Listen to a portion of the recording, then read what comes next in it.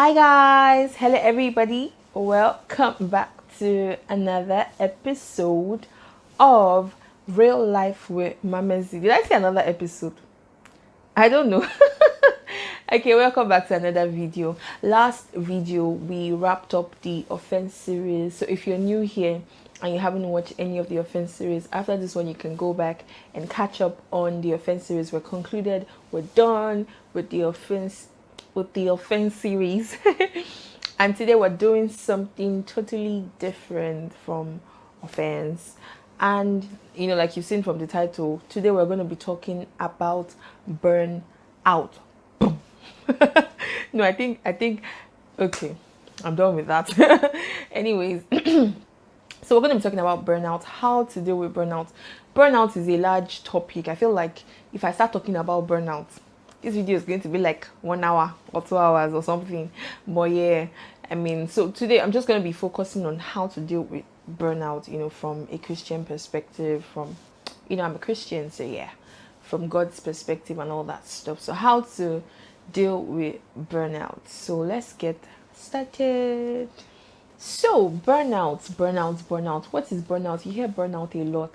Burnout is basically, physical, mental, emotional exhaustion that is, arising from prolonged stress or something like that. So I'm sure a lot of people are thinking, oh, burnout is, job.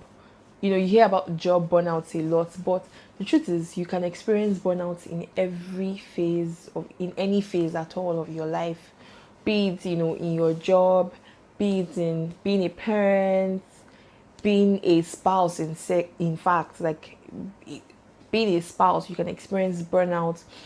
You can experience burnout as a student. Of course, you can experience burnout, doing ministry, serving God, and all that. So burnout is something that every single person, I believe every single person, has either gone through or is going to go through at some point in their life. So this video is directed at what to do when you experience burnout. But before we even go there, I believe that the causes of burnout, or the things that can cause burnout, can all be put under two major points, which is, it's either you have deviated from the plan, or that wasn't even the plan in the first place. Now, what do I mean? Okay, so give any example. Okay, let me just give a random example of your job. So imagine if you work in the account section, for instance. You're an accountant, you love what you do, and blah blah blah and everything. But next thing, they said, okay, they don't have somebody to handle HR. Can you just do it? And then you take up HR job. And then they say, oh, can you just add admin? Now you're doing accounting, HR, and admin. The plan was for you to do accounting, but now you have put more things on your plate, and then you're experiencing a burnout. It's because you deviated from the plan. Even not delegating, being a parent, and stressing over your children, and not requiring that you need, and not not realizing rather that you need help. That's deviated. That's deviating from the plan. So there are a lot of examples that can just fall under deviating from the plan, from the original plan. And maybe the plan wasn't even yours to start with. Maybe they're asking, oh, can somebody volunteer to do this, handle children's church? And God did not send you there, but you're like, I love children, I'm good with children, I'm even a pediatrician or something along the lines. And you decide to go there, and then maybe first day, second day, you're enjoying it, and then you start to experience a burnout. It's because you were not even meant to be there in the first place. Not everything that looks attractive is meant for you. So to me, you can really put a lot of examples under either you have deviated from the plan, or the plan wasn't even yours to start with. So now, when you experience a burnout, what are things that you should do? So I have 4 major steps, or 4 things that you can do when you experience a burnout, regardless of whatever situation it is, whether it's in your home, whether it's just being a spouse, whether it's being a parent, being a worker in church, or just serving God. Whichever way it goes, I believe that these 4 steps, can help you to come out of a burnout season better than, you entered the season. So first thing is to retreat. That's the first step. Retreat. Take out time. Retreat is, as in, retreat doesn't have to be take out 2 weeks vacation, go to Seychelles, and if you can afford that, that's fine. But I mean, as a believer, as a Christian, as somebody that loves God and has a relationship with God, we know that God is the person that leads us into different things that we find ourselves in. So if you're experiencing a burnout, especially when you are sure that God, you're the one that led me to start this business, you're the one that led me to this thing, you're the one that led me to, join the choir, the one that led me to do this, and you are starting to experience a burnout, the first thing to do is to take a retreat. Go back to, just take a step back. And then in that retreat, the next thing to do is to retrace your steps. So in retracing your steps is you're re-strategizing, you're reevaluating things, you're asking yourself, how did I get here? Why am I here? Why am I experiencing this?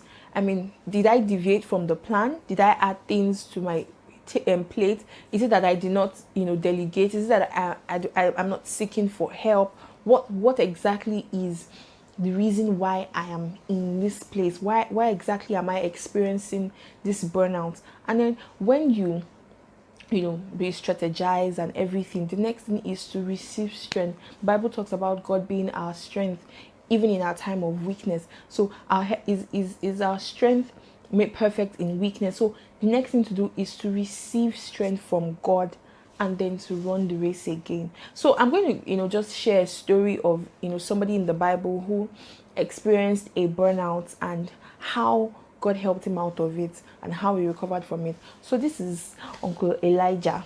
If you read 1 Kings 18 and 19, so this story is centered around 1 Kings 18, 19, thereabouts. So Elijah, everybody knows Elijah, fire guy. This guy in chapter 18 had said there will be no rain.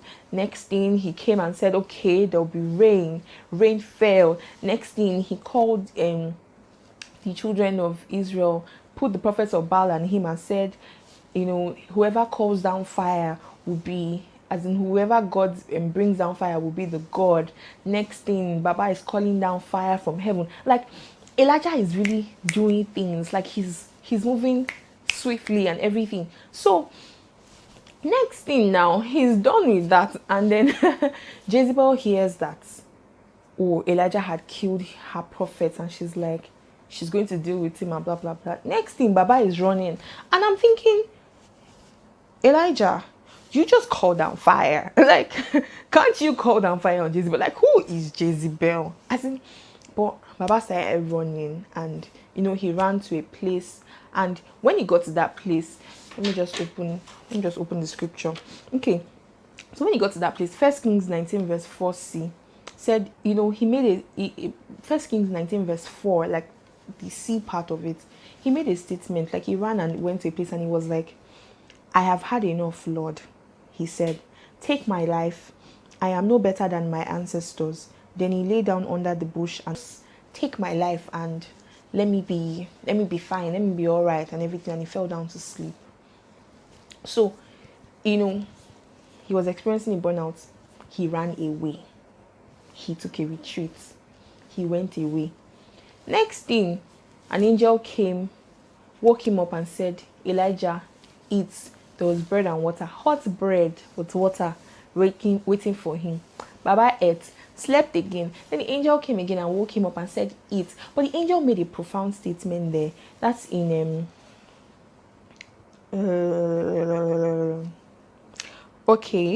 that's in verse 5b.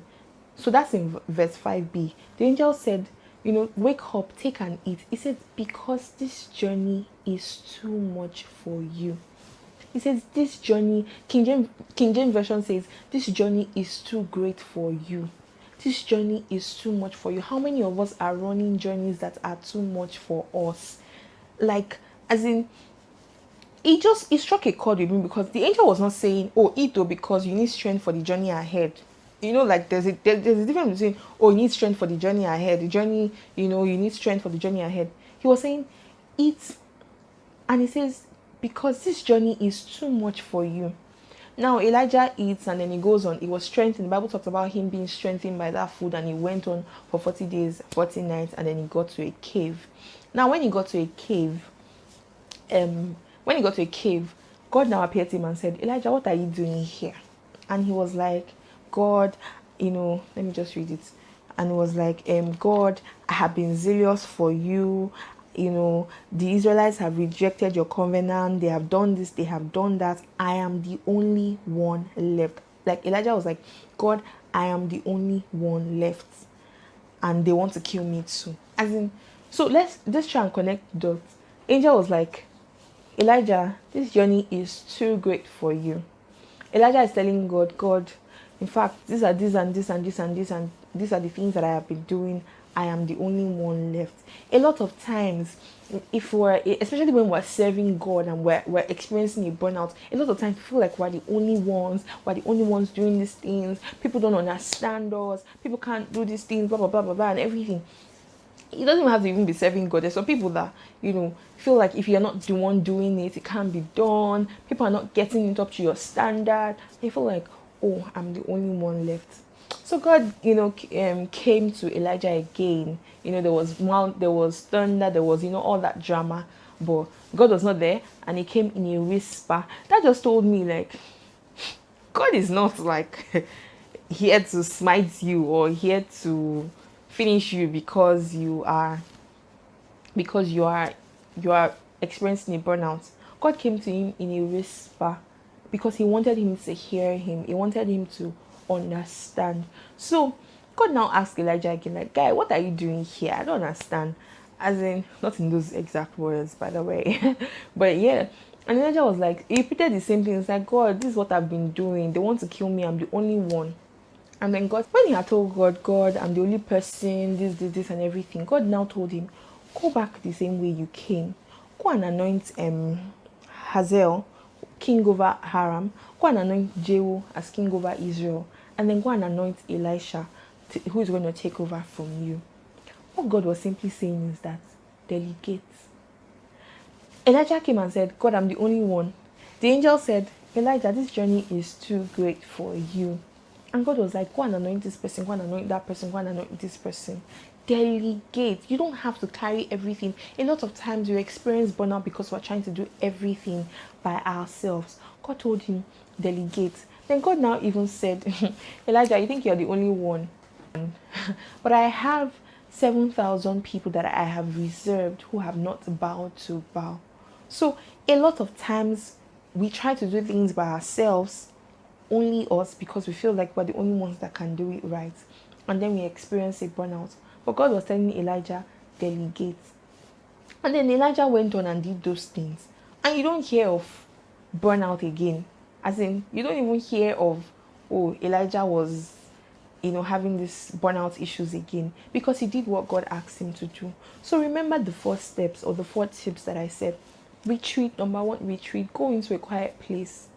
Go and sit before God and ask him questions. Retrace your steps, re-strategize, re-evaluate. Ask yourself hard questions and answer hard questions. Am I experiencing this burnout because I have deviated from the plan? Am I experiencing this burnout because I have refused to accept help? Especially sometimes, even if you're a parent and, you feel like you can do everything by yourself. One quick story I'd just like to share. I remember a friend of mine who has 2 children. So I remember a time that she just used to really stress about, taking care of the two kids. She was doing this, doing that, doing this. They were still really like small. So she would do this, she would do that, she would do this, she would do that, she would do this and everything. And then one day, I think when she woke up, her husband did everything. He took care of the girls, gave them a bath, just did everything. And then she was like, wow, so you can do these things. And he was like, I've always been able to do it, but you always felt like you could do everything. You always gave the notion that you could do everything. And she was feeling like she could do everything and experiencing a burnout when there was help right in front of her. God's plan was partnership, but her plan was she wanted to do it all by herself. So sometimes ask yourself hard questions. Why am I experiencing a burnout? Because if you don't take out that time to retreat and re-strategize, you find that you start to, resent your spouse because you feel like he's not helping out. Have you even asked for help? As in, and even like it can go either ways. As in, so take out time to retreat, re-strategize, retrace your steps, receive strength, ask God for strength. That God, you know what, if this is really what you want me to do, then strengthen me, then give me grace. The angel woke Elijah up and said, eat. And then the Bible talks about that food sustaining him for 40 days. So God is available to give us strength as much as we need it. So receive strength from God and then run your race again. Now, to quickly wrap up this, I would say that don't wait for a time when you're going to experience burnout or when you're already in a burnout season to take these steps. Don't wait for that. Don't wait for take these steps as frequently as you can. Take out time to always retreat. Take out time to always say, I cannot come and give myself. like take out time to always say, you know what, let me take a step back and know what I'm doing. Am I doing this right? Am I following the plan? Take time out to retreat. As in, if you're a spouse, don't wait for your spouse to be dying in taking care of the house and taking care of the children or working long. You can notice that probably he's working long hours, he's getting tired, he's almost experiencing a job burnout. Don't wait for him to experience a job burnout or she to experience a job burnout before you now feel like, oh, you want to buy her something nice, or you want to buy him something nice, or you want to just take out time and go on a date by yourself. Don't wait for those times. Whichever phase of life that you are in, always take out time to retreat, re-strategize, receive strength, and then get running again. As in, don't wait for a burnout to happen before you are taking the steps. So I hope this video was insightful. I hope you learned a lot. I did. I also learned, from listening to myself speak. Anyways, so guys, this is the end of this video, and I will see you guys in the next video. If you have not subscribed and you're watching this, what it is, like, what is the problem? Why are you not subscribed? Why have you not subscribed, brother? So click that subscribe button, leave a comment below, like, share, and I will see you next time on Real Life with Mamezi. Bye guys.